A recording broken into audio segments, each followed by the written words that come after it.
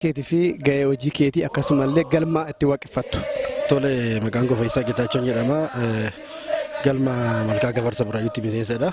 Gaheen hojii kiyyaa kutaa dokumenteeshinii fi sabquunnamtii giddugaleessa dhaabbata hordoftoota amantii waaqeffannaa keessan hojjedha. Mee guyyaa har'aa kan akkamitti ilaalta? Siif guyyaan har'aa kun maal jedhani? Guyyaan har'aa kun waaqeffattoota biratti guyyaa addaati. Marsaa 22ffaadhaaf ayyaanni yaadannoo warra abbaa Oromoo Harargee dhihaa aanaa Daaroo Labuu Araddaa Gamtiitti kabajama.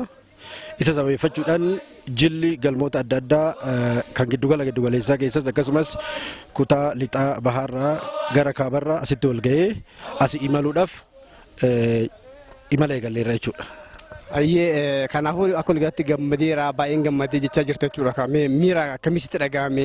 Kanaan dura Oromoon ayyaana akkasii kana ayyaaneffatee hin beeku. Ayyaana alagaatiin dhaalamee jira. Ayyaana isaatiif kasatuu adda baasee hin beeku.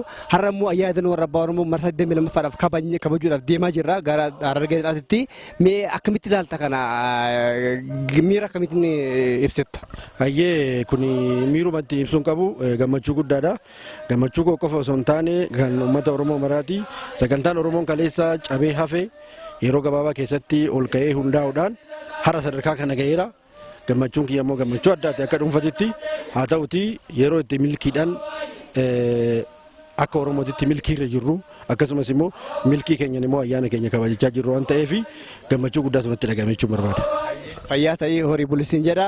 Tole daawwattoota kabajamtoota keenya amma bakka jirru kuni iddoo seensaa yookaan immoo bahiinsa gara galma Malkaa Gafarsa Burraayyuu yookaan immoo teessoo dhaabbata hordoftoota waaqeffannaa galchuudha.